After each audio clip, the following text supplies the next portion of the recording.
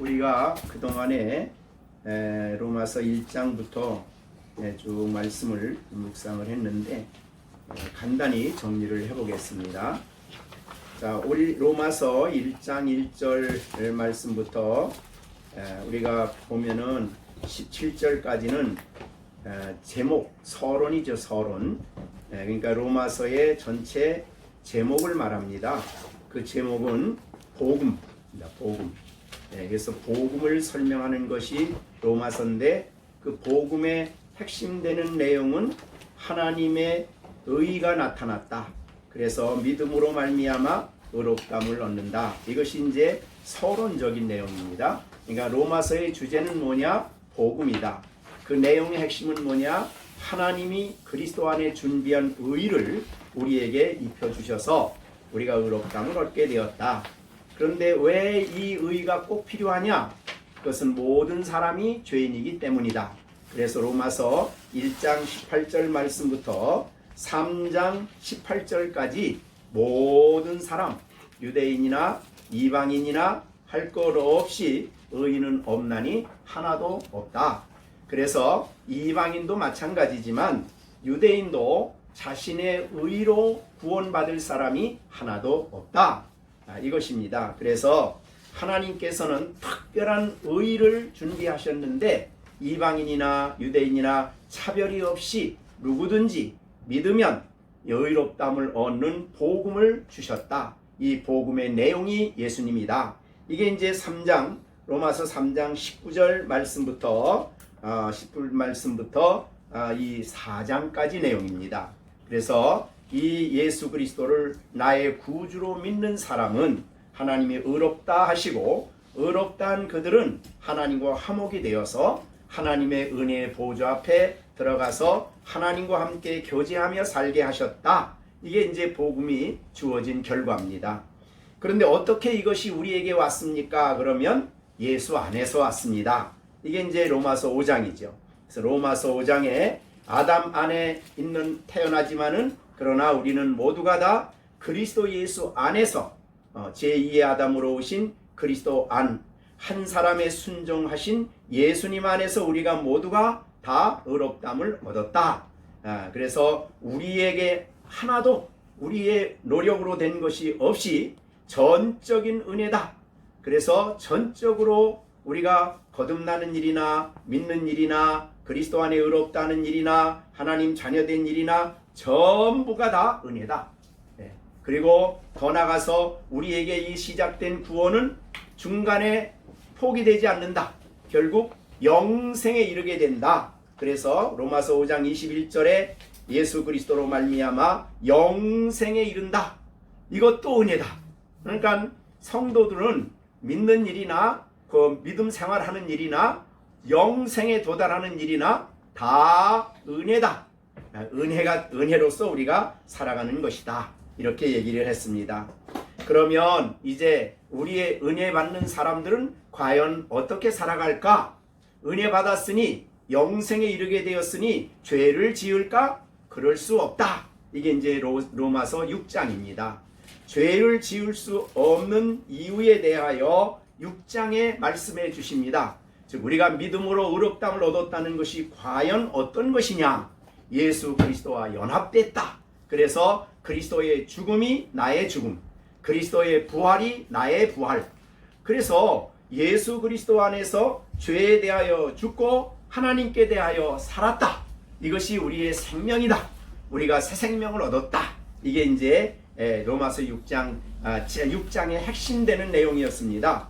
그래서 죄에 대하여 죽고 그리스도 안에서 하나님께 대하여 산 사람은 모두가 다 죄에서 해방되었고 의의 종이다. 절대적인 죄의 지배 속에서 완전히 해방됐고 의의 종이 되었다. 이 사람들은 이 땅에 하나님의 은혜 속에서 하나님의 종으로서 거룩한 열매를 맺으며 살아간다. 그러니까 예수 믿기 전에는 죄의 종인데 이제 구원받은 우리는 하나님의 종이다. 의의 종이다. 그러므로 우리는 중간지대가 없습니다. 즉 내가 사는 게 없습니다. 둘 중에 하나지요. 죄의 종이든 하나님의 종이든 둘 중에 하나입니다. 나는 내가 주인이 돼 산다. 이거는 에덴 동산의 마귀의 계략이죠. 내가 이 선악과를 먹으면 내가 하나님처럼 된다. 그것입니다. 이 세상의 모든 인생들은 모두가 다 자기가 신 노릇하는 거예요. 자기가 인생의 주인 노릇하는 거예요. 자기 생각, 자기 의지, 자기 뜻. 이게 바로 죄의 근본입니다. 죄의 뿌리죠. 그래서 그러한 우리들을 주님이 자유케 하시고 하나님의 종이 되어 하나님의 종으로서 하나님의 거룩하신 의의 법을 따라 살게 하셨다. 이렇게 됐습니다. 그런데 예수를 믿고 그렇게 하나님께 대해서 산 사람이 왜 죄를 짓느냐? 이 문제를 다루는 것이 이제 7장의 말씀이요, 7장의 내용이에요. 자, 우리는 죄로부터 율법과 우리는 완전히 율법에 대해서 이혼하고 예수 그리스도께로 가서 그리스도와 결혼한 사람이다. 그러면 그런 사람이 어떻게 죄를 짓느냐라고 말할 때 우리가 절대적인 죄의 지배로부터는 구원받고 해방받았지만, 그래서 그리스도 안에 있지만 그리스도인 안에 잔존하는 남아있는 죄가 있다. 이 죄가 우리를 죄 짓도록 만든다. 이제 이것이 지금까지 말한 내용의 핵심이었습니다. 자, 그러면 예수를 믿고 구원받은 사람은 구원의 기쁨이 있죠. 우리 여러분이 예수를 믿으면 죄에서 구원받을 뿐만 아니라 그리스도와 연합되어서 예수 안에서 하나님과 교제하고 하나님의 자녀가 되고 이 진리 하나하나가 우리에게 말로 할 수 없는 감격이 되는 진리고 감동이 되는 진리고 기쁨이 되는 진리죠. 그래서 사실은 신앙인들은 구원의 기쁨이 있는 게 자연스러운 일이죠. 왜냐하면 구원받아서 이 죄로부터 구원받을 뿐만 아니라 하나님의 진노 아래서 구원받을 뿐만 아니라 하나님의 자녀요, 의롭다함을 얻었어, 영원한 영생에 이르게 되었어. 이 땅에 사는 동안에도 살아계신 하나님과 가장 가까이 지날 수 있는 엄청난 은혜의 문이, 은혜의 보좌의 문이 활짝 열려서 보좌 앞에 나가서 하나님과 함께 교제하며 살게 하셨어요. 이게 얼마나 놀라운 복인가. 그래서 에덴 동산에 사실은 범죄하기 전에 아담과 하와가 하나님과 함께 정답게 거닐며 기뻐하며 에덴의 그 행복을 누리던 그 기쁨이 믿는 우리들에게 회복이 된 거예요. 회복이 됐어요. 그렇게 이 큰 구원을 받은 우리들은 소원이 있어요. 왜? 나를 사랑하신 그 하나님을 기쁘게 해드리고자 하는 소원이 있어요. 이거 없으면 지금 문제죠. 어떻게 하면 내가 하나님을 기쁘게 해드릴까? 그러니까 우리가 죄를 지었을 때에 나쁜 짓 했다. 이거는 안 믿는 사람도 일반적인 양심 가지고 생각하는 거예요. 못된 짓 했다. 내가 다른 사람에게 잘못했다. 이거는 일반적인 사람도 하는 일이에요. 그런데 그리스도인은 어떻게 하느냐? 물론 다른 사람에게 나쁜 짓 한 것도 있지만 중요한 것은 나를 사랑하신 하나님을 멸시한 거예요. 하나님을 기쁘게 해드리고 높여드리고 하나님을 만족하게 해드리는 혹은 영광스럽게 해드려야 되는데 하나님 앞에 범죄함으로 하나님을 욕되게 한 거예요. 그러니까 죄의 문제는 그 크신 사랑을 입혀주신 그 하나님을 멸시한 거예요. 그래서 이제 다윗이 범죄했을 때에 나단 선지자가 와서 책망하는 내용이 사무엘하 12장에 나오죠. 그때 하나님이 뭐라고 얘기하시냐면 이렇게 얘기해요. 다윗아, 왜 내가 내 말을 멸시하고 왜 내 말을 멸시하고 죄를 지었냐? 왜 내가 나를 멸시하고 무시하고 범죄를 지었나? 두 가지를 얘기해요. 하나님이 주신 말씀을 멸시했다. 두 번째, 그러니까 죄라는 것은 결국 그 말씀을 멸시하는 거예요. 그 다음에 그 크신 하나님의 사랑을 멸시했다는 거예요. 하나님 자신을 멸시했다. 이게 이제 성도들이 죄를 이해하는 방법입니다. 그러니 내가 이 큰 구원을 받은 사람이 하나님을 멸시하고 이게 마음 편해요? 안 되는 거죠. 그래서 우리는 늘 어떻게 하면 내가 하나님을 기쁘시게 할까? 그랬는데 하나님이 말씀을 불순종하면 하나님이 근심하신다. 또는 하나님이 슬퍼하신다. 이 말은 뭐예요? 하나님은 인격이시기 때문에 감성을 가지신 분이에요. 감성, 느낌을 가지신 분이에요. 그래서 우리가 순종하면 기뻐하기도 하고, 하나님은 또 우리가 불순종하면 슬퍼하고 마음 아파하시는 분이 하나님이십니다. 그런 하나님을 기쁘게 드려야 되는데, 그렇게 그분을 기쁘게 드리고자 하는 소원이 있는데, 그 소원이 뭐냐 그러면 우리가 지난번에 앞에서 말한 대로 하나님의 말씀을 순종하는 거예요. 그 율법을 순종하는 거예요. 그 계명을 순종하는 거예요. 근데 사실은 하나님이 계명을 줄 때에 그 신명기 28장 쭉 29장 쭉 28장 29장이 전부 다 그거예요. 거기 보면 뭐라냐면 하나님이 율법을 줄 때에 하나님이 부족해서 너 나 좀 해줄래? 그거 아니에요. 우리를 복되게 우리에게 복된 삶을 살게 해주기 위해서 주신 말씀이에요. 사실은 우리를 위해서, 하나님이 부족해서 우리에게 요청하는 거 아니에요. 우리 자신을 위해서 하나님이 거룩한 율법을 주시고 죄의 길을 가지 않도록 그렇게 하신 거란 말이죠. 그래 하나님이 그렇게 하셨거든요. 그랬으니까 하나님이 우리를 복되게 하고 우리에게 행복을 위해서 우리에게 말씀을 주셨으면 우리는 그 말씀을 받고 어떻게 해야 되겠어요? 자, 자녀들에게 부모가 얘기할 때 못되게 하라고 얘기하진 않잖아요. 정말 자녀들에게 유익을 위해서 말하잖아요. 그런데 그 녀석이 말을 안 들어. 그럼 부모가 속상한 거죠. 들으면 자기에게 좋으면서도 부모가 자식이 잘 되니까 부모가 기쁜 거예요. 이런 원리와 같습니다. 하나님은 우리에게 말씀을 들을 때 막 짐을 지워가지고 그냥 너희 못되게 그냥 얽매여서 그냥 이 세상에 자유도 못 누리게 하고 그런 게 아니에요. 세상의 자유를 이 세상에 자유롭게 나 혼자 멋대로 살면 행복할 것 같지만 전혀 아닙니다. 하나님 말씀대로 순종하면 그게 전부 다 우리의 유익을 위해서 하신 거예요. 우리를 위해서. 우리가 그 순종하면 하나님이 그걸 보시고 기뻐하시고 만족해 하시는 거거든요. 그러면 이제 그 율법 자체가 오늘 지난번에 앞에서 말한 대로 율법 자체가 어떤 것이냐 그러면 12절에서 7장 12절 그랬죠. 율법은 거룩하고 계명도 거룩하고 의로우며 선하도다. 이 사단이 와서 말하는 건 전부 다 거짓말입니다. 세상이 와서 속삭이는 거는 전부 다 하고 나면 우리에게 불행한 거예요. 우리에게 고통스러운 거예요. 그런데 하나님의 말씀은 거룩하고 의롭고 선하기 때문에 그 말씀을 순종하면 복이 되는 거예요. 그리고 난 다음에 이제 14절에서는 이 율법은 더군다나 신령하다, 영적이다, 하나님 나라와 관련된 진리다, 이런 뜻이죠. 자, 그래서 이 말씀을 받고 난 다음에 적어도 거듭난 성도, 구원받은 성도는 마음에 뭘 갖게 돼요? 소원을 갖습니다. 소원. 무슨 소원이에요? 그 말씀을 내가 순종해야 되겠네 하고 소원을 가져요.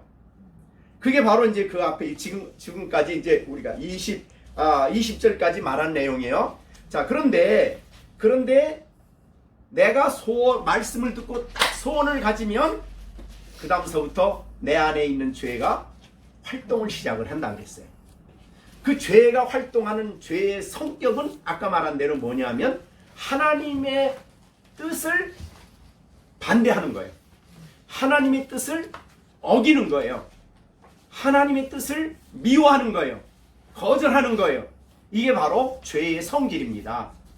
그래서 우리의 마음속에 이게 선한데 이거 해야 되는데 그런 소원을 가지고 있음에도 가만히 속에서 이제 죄가 이제 탐심을 일으키죠.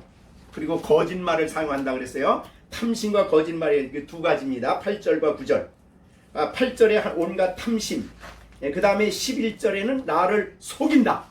이 엄청나게 속여요. 얼마나 속이는지 여러분이 이제 지난번에 다 들었을 거예요. 그죠? 그래서 세상이 가르쳐주는, 죄가 가르쳐주는 방법대로 가면 행복할 것 같고 만족할 것 같아요. 속는 거예요, 속는 거.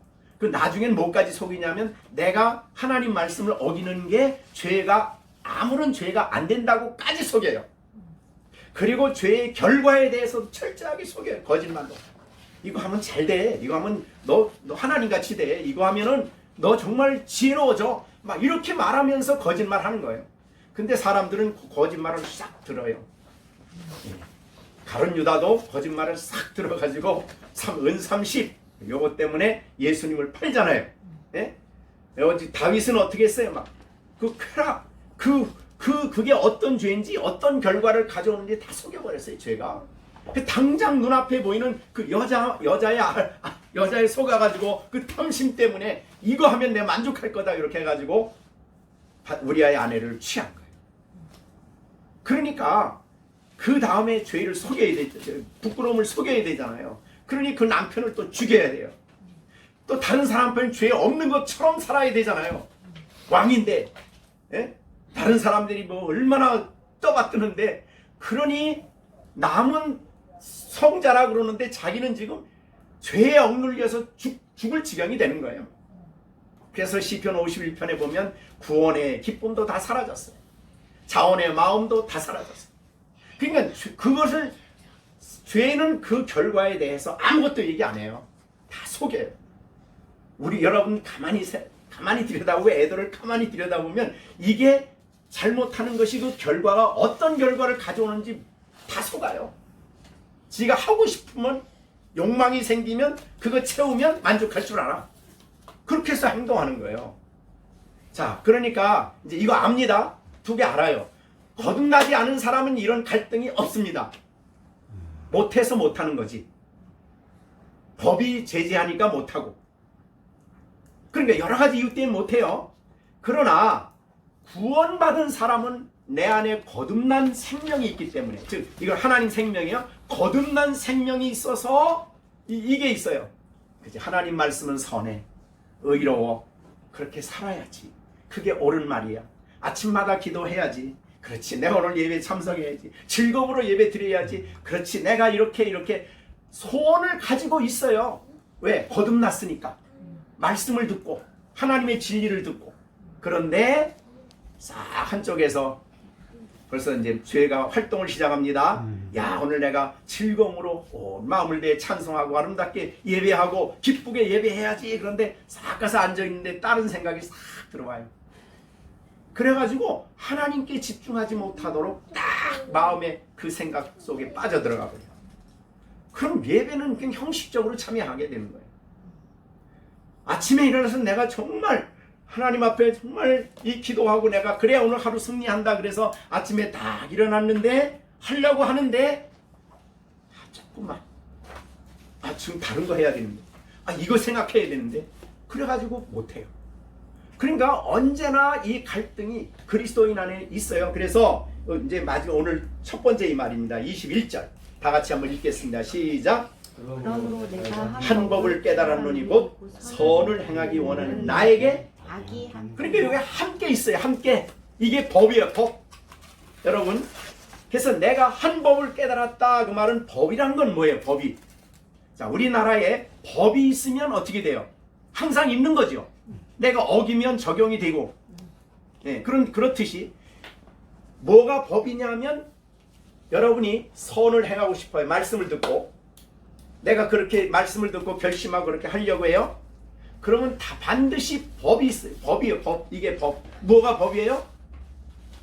악이 함께 있어요. 이게 법이에요. 그러니까 죄가 같이 활동을 해요. 아니요, 난 그렇지 않아요. 여러분 그렇지 않아요. 그럼 벌써 속은 거예요. 내가 선을 행하려고 하면 반드시 이게 법이에요. 법. 이게 법이라는 거는 없어지는 게 아니에요. 네. 여러분이 적어도 대한민국에 사는 한 대한민국의 법은 항상 있는 거예요. 이거는 자연법과도 같아요.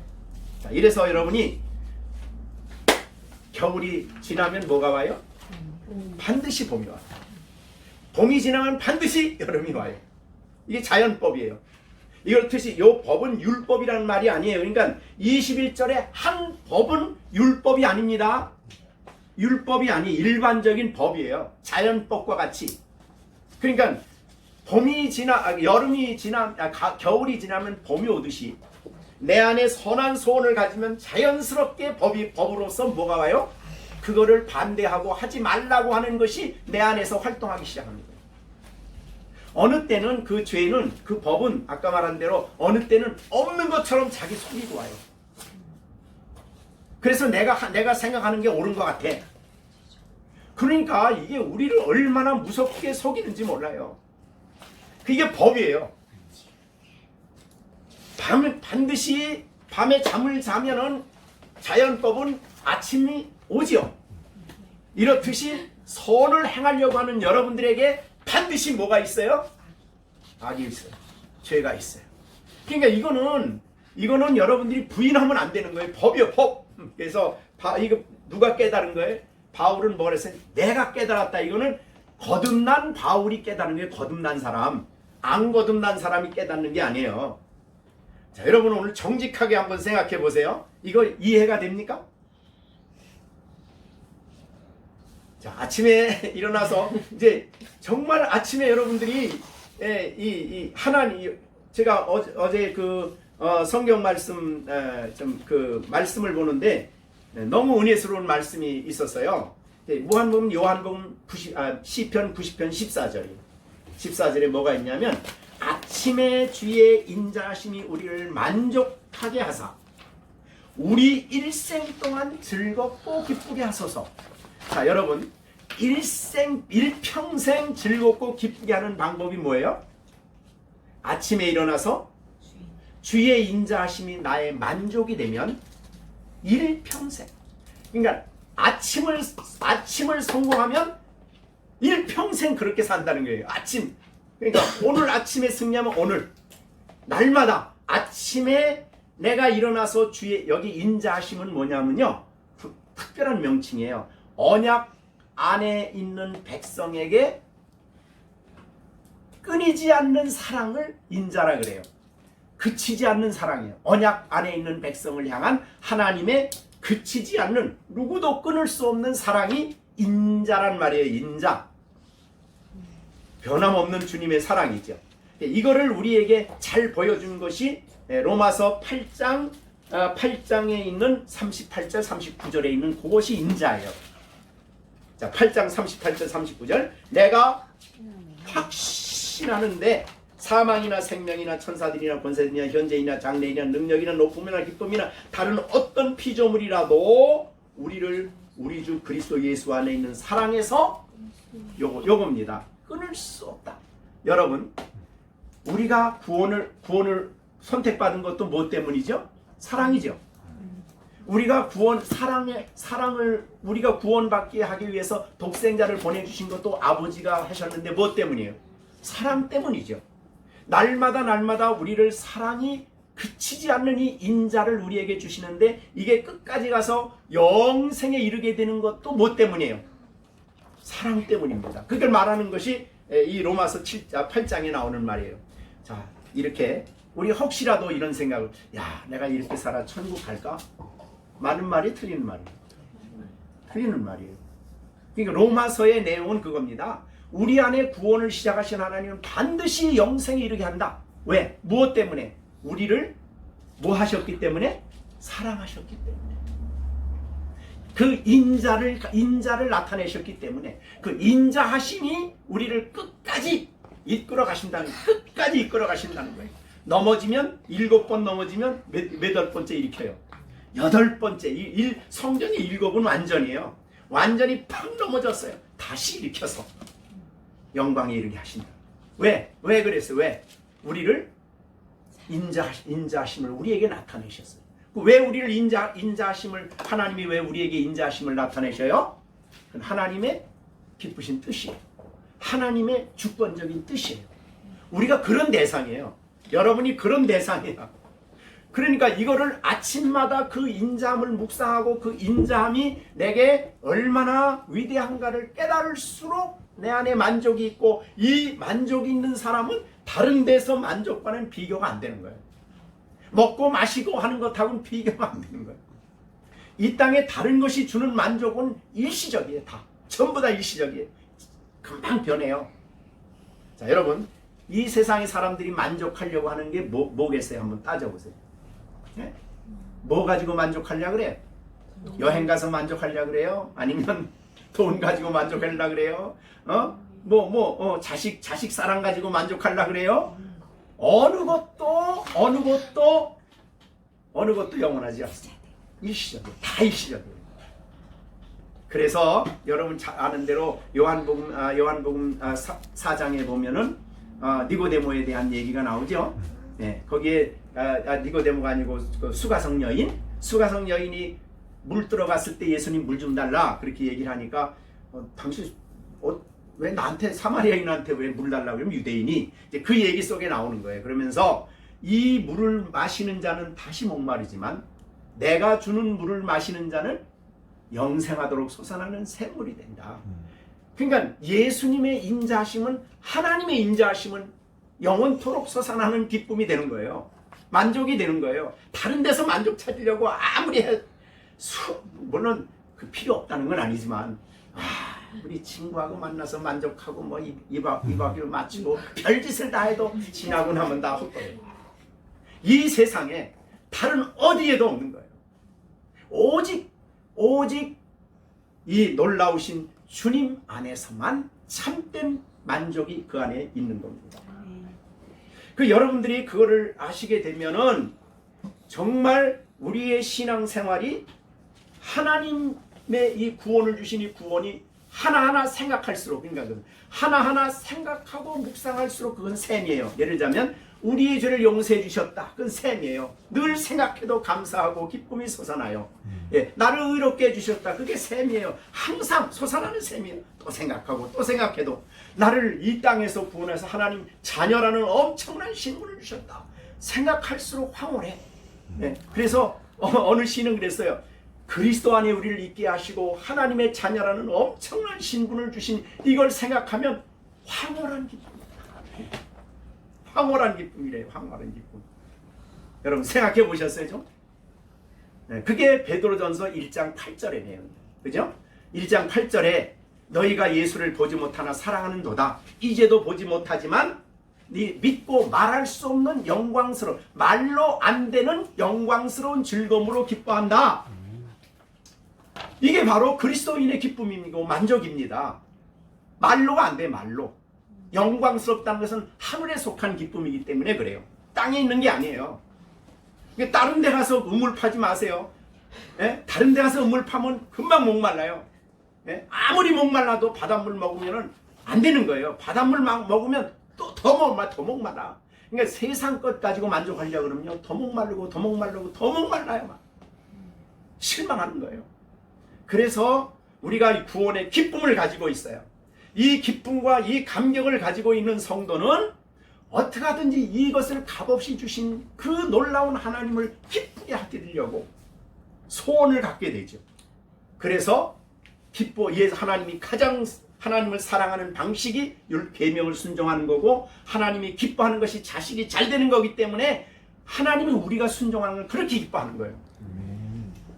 우리가 잘 돼서 기뻐하는 거지 하나님이 부족해서 율법 순종하니까 나 나를 위해서 율법 순종해 주니까 참 기특하다, 참 고맙다, 이게 아니에요. 하나님 부족함이 없어요. 사랑해도 삼위일체 하나님이 부족함이 없어요. 하나님께는 아무것도 부족한 게 없어요. 다만 우리를 위해서 그렇게 말씀을 주신 거예요. 그리고 이걸 알기 때문에 성도들은 하나님 말씀 하나를 딱 깨달으면 무조건 하나님을 기쁘게 해야 되니까 순종하려고 하죠. 순종하려고 해요. 그런데 살다 보면 한쪽에서 딱 죄가 활동을 시작해가지고 하나님이 미워하는 걸 하고 있어. 내가. 그게 바로 20절이야. 지난번에 말한 20절. 네? 내가 원하지 아니하는 그것을 어떻게 해요? 하면 이를 행하는 자가 내가 아니요 내 속에 거하는 죄가 그렇게 해.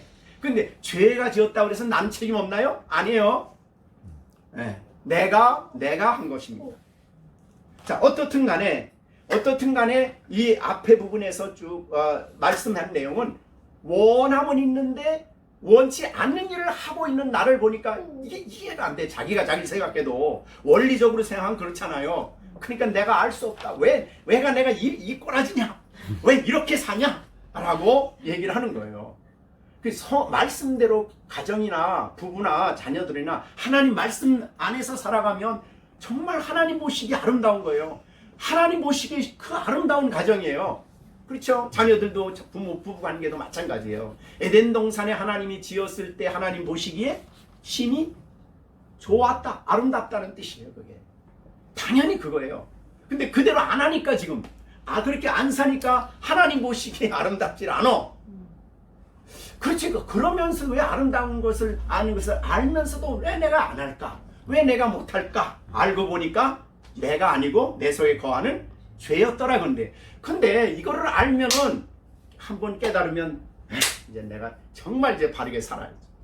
근데 조금 지나면 또 그렇게 안 해. 또 안 해. 그 왜 이러냐 왜?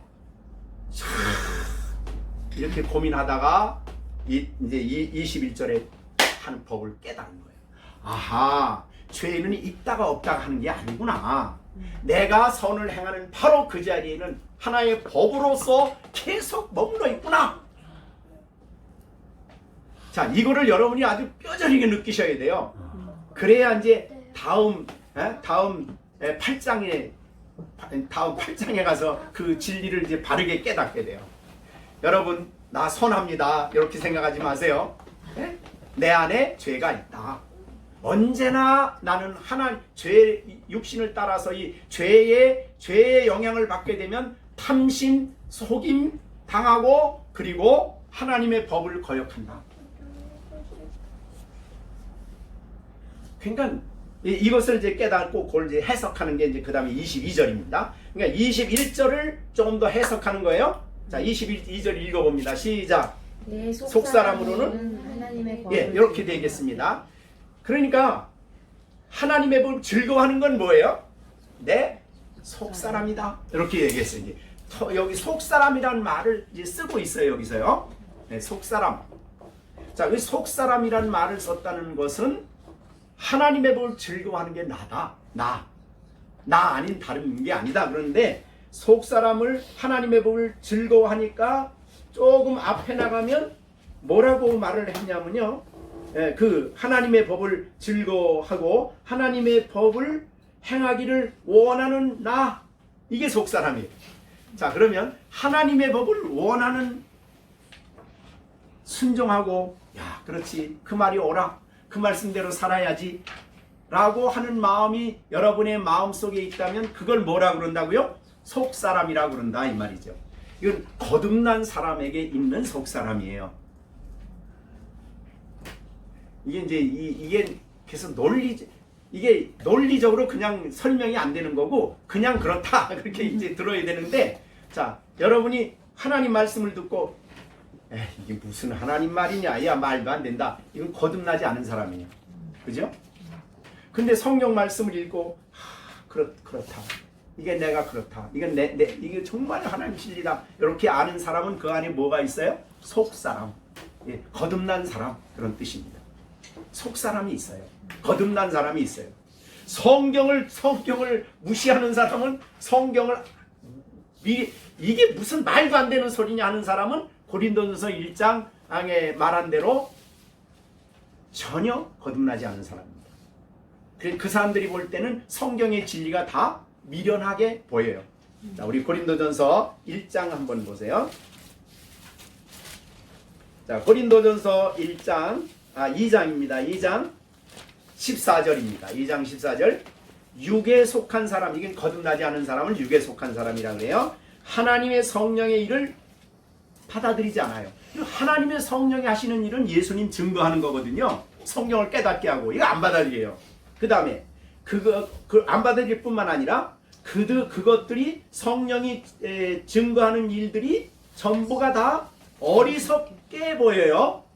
그것을 알 수도 없어요. 그러니까 무지하다 이 말이죠. 성경의 복음, 죄 용서, 진리 말하면 말도 안 된다 그래요. 받아들이지 않아요. 거듭나지 않았기 때문이죠. 그죠? 그러나 거듭난 사람에게는 이 진리를 기뻐하고 순종하려고 해요. 소원이 있어요. 이게 바로 속사람입니다. 자, 22절 다시 한번 봅니다. 그러니까 22절 내가 한 법을 21절에 그러므로 내가 한 법을 깨달은 곧 선을 행하기를 원하는 나. 이게 속사람이에요. 선을 행하기를 원하는 나. 이 속사람이죠. 그리고 내 속사람으로는 하나님의 말씀을 뭐해요? 즐거워합니다. 즐거워해요. 네, 지난번에 제가 시편 119편 그 얘기하면서 하나님의 법을 세상 사람들이 금덩어리, 은덩어리를 좋아하는 즐거워하는 것보다 더 즐겁다. 이런 즐거움에 대한 얘기를 많이 했어요. 자, 우리 시편 1편 1절에 보면 복 있는 사람 얘기하면서 어떤 사람이 복이 있다 그러죠? 시편 1편 1절에 보면 복 있는 사람은 악인의 꾀를 쫓지 아니하며 죄인의 길에 서지 아니하며 오만한 자리에 자리에 앉지 아니하고 오직 여호와의 율법을 즐거워합니다. 이게 복 받은 사람이에요. 근데 여기 복 있는 사람이라고 그랬을 때 우리가 흔히 아는 대로 이 즐거워하면 복을 받는다 이런 뜻이 아니에요. 이미 복을 받은 사람은 이렇게 한다는 뜻이에요. 구원의 복을 받은 사람은 그런 뜻입니다. 여호와의 율법을 즐거워하고 즐거워하는 표현이 뭐예요? 즐거워하니까 어떻게 해요? 주의 율법을 주야로 묵상을 해요. 묵상을 해요. 즐거워하니까. 에이, 그런 게 어딨어. 자, 우리가 이제 아까 제가 시편 90편 14절 얘기했는데 아침에 주의 인자하심이 우리를 만족해 하사 우리로 일평생 동안 즐겁고 기쁘게 하소서. 야, 그런 게 어딨냐? 돈이 많아야 즐거운 거지. 네? 이거는 거듭나지 않은 사람이에요. 속 사람이 있는 사람은 그 말씀을 들을 때 아멘 하고 그 말을 즐거워해서 암송을 하고 아침마다 여기 아침에 그랬잖아요. 아침에 주의 인자심을 묵상하고 그러므로 내 마음에 즐거움과 기쁨이 생기도록 하루를 시작하는 거예요. 자, 인자심이 우리를 만족해 하여 내게 기쁨과 즐거움이 되도록 이렇게 한다는 말이죠. 그러니까 그걸 생각을 하셔야 돼요. 이건 이제 제가 암송하고 아침에 일어나서 이거 먼저 묵상하고 그렇게 하죠. 이 사람에게 어려움이 없다는 게 아닙니다. 어려움이 없는 게 아니에요. 어려움 속에도 이 인자하심이 있어서 즐거워하는 거예요. 낙심하지 않는 거예요. 자, 이게 이제 우리 믿는 속 사람을 가진 사람이에요. 자, 그런데 이제 23절에는 또 다른 법이 있는 거예요. 자, 23절 읽어봅니다. 시작. 내 지체 속에는 다른 법이 내 마음의 법과 싸운다. 그러니까 내 육체 속에 다른 한 법이 있어요. 다른 법. 요게 법이 뭐겠어요? 죄지요. 그죠? 죄가 있습니다. 죄가 활동을 하는데 그걸 아까 말한 대로 법이라고 한 이유는 뭐라고요? 없어지지 않아요. 항상. 그러니까 우리가 하나님의 법을 즐거워하거나 그렇지 아멘 내가 그렇게 살아야지 하는 동시에 거기 뭐가 있어요? 법은 죄가 있어요. 그래서 항상 같이 따라다닙니다. 항상 끈덕지게 따라다닙니다. 자, 어느 때까지 끌어다니나 보세요. 법이 그 다음서부터 가만히 있는 게 아니에요. 내 마음의 법, 즉 내 마음의 법은 하나님 말씀이에요. 그 말씀을 순종하고자 하는 그 법이 그 법과 말씀대로 살아야지 하는 이 법과 싸움을 시작을 해요. 그 싸우는 내용은 뭐냐면 야, 그렇게 하지 마. 반대하는 거지. 그렇게 하면 너 손해 봐. 안 돼. 그렇게 해서. 야, 저 사람도 안 된다 그러잖아. 그렇게 살면 안 된대. 계속해서 하나님의 법과 반대되는 법이 끊임없이 싸움을 시작합니다. 이것이 영적인 갈등이에요. 아주 심각한 갈등이야. 그래서 이 갈등이 없다. 나는 그런 정도로 은혜스럽게 산다. 그러면 이게 진리를 모르는 사람이에요. 진리를 모르는 사람이에요. 죄가 뭔지 모르는 사람이에요. 왜 이게 이렇게 이거를 이 싸움을 절실하게 느끼고 이 싸움 앞에 패배한 모습을 보여준 게 사도 요한이지. 바울이에요. 바울. 그래서 싸웠는데 어떻게 됐어요? 그 다음에 내 지체 속에 있는 죄의 법 아래로 나를 사로잡는 것을 보았다. 이 사로잡는다는 것은 포로로 잡아갔다는 게 나를. 그러니까 뭐예요? 하나님의 말씀을 순종하고자 하는 나를 포로 잡아갔어요. 그래서 사로잡아서 나를 노예로 삼았어. 그래가지고 이 말 속에 이제 여기 단어에는 우리가 안 나와 있는데 원문에는 그렇다고 그랬대. 사로잡았다는 말은 창 끝으로 겨누고 있다 이런 뜻이래. 그래가지고 포로로 잡아놓고 창 끝으로 딱 대고서 너 가, 안 가면 죽여 이런다는 거예요. 그러니까 여기 있는 사람은 안 갈 수가 없는 거예요. 결국은 완전히 죄의 포로가 되어 하나님의 순종하고자 하는 그 말씀이 그것이 그 법이 완전히 깨져버리고 완전히 패배하고 죄 져야지 이것만 살아남는 거예요. 이제 이게 바로 나를 사로잡는 것을 내가 이 모습을 보았다. 자, 여러분 봤어요. 자, 여러분도 이것을 보아야 돼요. 이것을 보는 사람은 하나님의 은혜의 위대함을 이제 깨닫기 시작합니다. 야, 내 힘으로는 안 되는구나. 내 힘으로는 이길 수 없는 게 죄구나. 내 힘으로는 절대 이길 수 없는 게 죄의 법이구나. 내 결심으로는 안 되는구나. 그래서 이 낙심된, 여기에 보면 오호라 이 말은 뭐예요? 탄식하는 거죠. 나는 곤고하다. 이 곤고하다는 말이 무슨 말이냐면 절망의 소리라 그랬어요. 그러니까 좌절, 실망, 나에 대해서 실망하고 좌절하고 낙담한 자신이에요.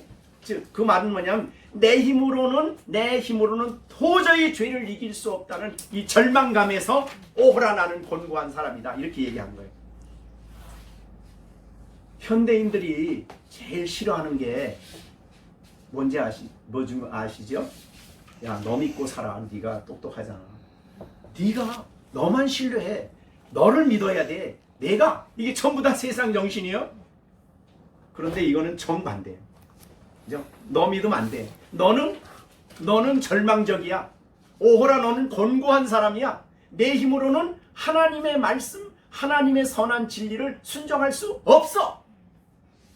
내 힘으로 안 돼. 여기까지만 하면 절망이죠. 그죠? 여기까지는 소망이 없어요. 그런데 25절에 그러나 여기 이제 우리 말에는 이제 그게 없는데 여기 앞에는 원문에는 그게 있어요. 그러나 우리 주 예수 그리스도로 말미암아 하나님 감사합니다. 이제 이게 딱 들어오는 거예요. 그래서 여러분 신앙생활에 있어서 우리 주 예수 그리스도로 말미암아 사는 이 삶이 내게 절실하게 필요하다고 하는 사람은 이 절망감, 오호라 나는 곤고하다는 것을 절실하게 깨달은 사람이에요. 이거 깨닫지 못하기 때문에 그래서 자기 생각, 자기 주장, 자기의, 자기 자신의 자신감 뭐 이런 거 믿고 가지만은 내면을 들여다보면 전부 다 실패한 삶이에요. 하나님 말 순종 못해. 하나님 기쁘시게 하지 못하는 거죠. 얼마나 이것이 우리에게 그러니까 7장에서 이 24절에 오호라 나는 곤고하다는 이 깊은 내면의 탄식을 가진 사람이 그리스도인이요 사실은 행복한 사람이죠. 알고 보면 네. 그리스도께로 나가요. 그 다음에 은혜의 보좌 앞으로 나가요. 그 사람 안에 놀라우신 성령의 생명의 법이 그 안에 8장 2절에 이제 역사하기 시작해요. 그래서 이 생명의 성령의 법이라고 22절에 그에게 생명을 주시는 성령이 법으로 마치 죄의 법이 활동하듯이 생명의 성령의 법이 끊임없이 그 사람 안에 활동하고 역사하고 있어요. 성령의 인도함을 따라 산다 이 말이죠. 그런데 우리가 성령이 어떤 분이에요? 우리 예수님이 누굽니까? 만유를 주관하시는 분 아니에요? 전능하신 분이에요. 근데 우리는 그 위대하시고 전능하신 그 하나님, 그 성령 하나님을 천지를 창조한 그분을 모시고 있으면서도 우리는 그분보단 그래도 내가 훨씬 나아. 그죠?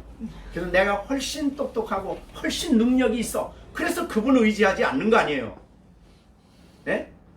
그래서 그분 생각 안 하고 내 생각이 제일이다 그러고 사는 거 아니에요? 네? 자, 로마서 이사야 50장에 보면은 그런 말씀이 있어요. 여러분 뭐 아는 것이지만 이사야 55장입니다. 8절 9절. 거기 보면 이는 내 생각이 너의 생각과 다르며 내 길은 너의 길과 다름이니라. 여호와의 말씀이니라. 이는 하늘이 땅보다 높음 같이 내 길은 너의 길보다 높으며 내 생각은 너의 생각보다 높다. 높다. 근데 지금 우리는 하나님의 생각이 안 높아. 내 생각이 훨씬 나. 그래서 내 주장을 세우는 거야. 이게 세상에 안 믿는 사람은 그렇게 살지만 하나님을 믿는 사람은 그렇게 살 수가 없는 거예요. 왜? 하나님의 생각을 아니까. 하나님의 길을 아니까. 내 길과 너무너무 다 하늘과 땅 차이야. 그렇기 때문에 우리는 하나님의 말씀을 사랑하고 하나님 말씀을 듣기 위해서 가까이 나가고 귀 청정하고 그렇게 살아야 되는 거라 이 말이죠. 자, 그래서 오늘 이제 말씀을 정리해 보겠습니다. 여러분 안에 언제까지 그러면 이 죄가 선한 일과 함께 있는 이 죄가 언제까지 이 법이 우리에게 끊임없이 있을까요? 네, 그래서 여기 뭐라고 그랬는지 다음 주에 더 말씀드리겠습니다만은 오호라 나는 곤고한 사람이로다. 이 사망의 몸이에요. 우리 몸은 언젠가는 사망이 옵니다. 그러니까 이 몸, 사망의 몸, 이것이 있는 동안에는 이 갈등이 있는 거예요. 그리고 내가 사망의 몸이 딱 죽었을 때는 하나님 나라에 가서 완전한 영광을, 완전한 완성을 우리가 경험하게 되는 겁니다. 그러니까 우리 사망의 몸 안에 있는 동안에는 나 선하다 이러고 머리 들고 다니면 절대 안 됩니다. 나는 그래도. 그러니까 이 말씀을 보면서 여러분이 교회 생활하는데 자기 주장이 그렇게 강하고 자기 생각이 그렇게 강한 이유는 이거 몰라서 그래요. 근데 더 놀라운 거는 그 죄를 자기가 하나님 말씀 뜻을 반항하고 멸시하는 짓을 하면서도 속아서 이게 죄인 줄 몰라. 그 다음에 속아서 그것이 어떤 결과를 가져오는지 생각을 안 해. 자기 생각대로만 하니까. 얼마나 죄가 간교하고 무서운지 몰라요. 그래서 이 죄의 죄를 활동하는 이 힘을 계속 공급하는 게 뭐냐면 사탄이에요. 그래서 에덴 동산의 사탄이 그렇게 그 정신을 가지고 지금도 죄를 사용해서 믿는 사람들을 넘어뜨리려고 가장 간교한 수단을 다 쓰는 거예요. 자, 그러면 이렇게 예수 그리스도 안에서 우리가 감사할 수 있는 길이 우리에게 있어요. 그게 이제 아까 25절이었어요. 그러나 우리 주 예수 그리스도 말미암아 감사한다. 이제 다음 주에 이것을 말씀드리겠습니다만은, 자, 여러분에게는 주 예수 그리스도가 있고 그리스도를 통해서 은혜의 보좌 앞에 나가서 하나님의 은혜를 힘입고 성령의 끊임없는 은총을 받는, 성령의 충만을 받는 그런 길이 열려져 있잖아요. 네? 그러니까 성령이 역사하는 길을 여러분은 알고 있어요. 자, 그래서 이제는 신앙인의 그리스도인의 삶은 사실은 예수님을 따라가는 삶 아니에요? 그죠? 아니, 예수님이 산 삶을 여러분에게 살라 그래. 그럼 내가 그렇게 살 수가 있습니까? 내 힘으로? 그거 안 되는 거예요. 불가능한 거예요. 그러면 그거 모른다면 끝까지 그는 교회 생활을 하지만 신앙인의 삶은 안 사는 거예요, 사실은. 예수님을 닮아가는 게 그리스도인의 삶이라면, 성령이 그리스도에게 부어져서 그리스도인의 삶이 있었다면 우리에게도 당연히 하나님이 은혜 주시는 그 은혜를 힘입어서 그리스도인의 삶을 살아가는 거예요. 그러니까 은혜 받는 자리를 게을리해서는 안 되는 거예요. 그래서 아까 말한 대로 아침에 한날을, 오늘 하루를 내가 정말 바르게 승리하게 살기 위해서는 아침에 주의 인자하심이 나를 만족시킬 때까지 하나님 앞에 우리가 서야 되는 거예요. 그것보다 소중한 건 없는 거예요. 그것보다 더 우선한 게 없는 거예요.